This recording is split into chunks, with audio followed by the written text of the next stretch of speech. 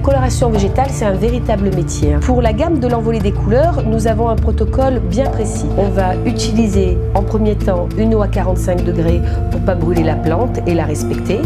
Ensuite, on a besoin d'une balance parce que c'est au gramme près, sinon la nuance demandée peut complètement changer. Au niveau de l'application, on va commencer par l'arrière-nuque et puis on va déposer la couleur en racine. Il y a tout un savoir-faire. C'est pour ça qu'on a créé des formations pour pouvoir mieux expliquer tout le protocole en fait de la dépollution jusqu'à la coloration végétale finale. Comme on est sur une gamme de 16 nuances qui contient 3 bases, on va pouvoir vraiment être créatif parce que c'est vraiment l'objectif.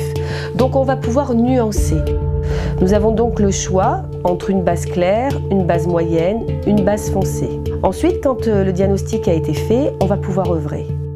Ce qui est bien avec la coloration végétale, c'est qu'on va pouvoir créer un effet méché. On va pouvoir jouer avec le cheveu blanc, on va pouvoir contraster la couleur, lui apporter de la lumière ou mettre un reflet plus intense. L'objectif, c'est vraiment de personnaliser la couleur de la cliente. On va être soit sur une transparence, donc sur un effet méché, soit sur une couvrance totale. Là, l'application ne se fera pas de la même manière.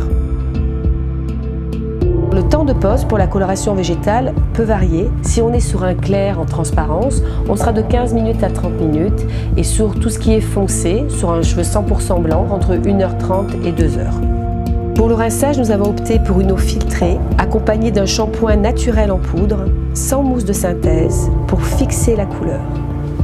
La coloration végétale, au-delà d'être une coloration colorante, c'est aussi un soin profond du cheveu. On est dans une gaine du cheveu, dans une brillance, dans un volume, et puis surtout, on est dans une qualité santé, et pour la cliente et pour le coiffeur. Et c'est vraiment pour le respect du cheveu et de l'environnement.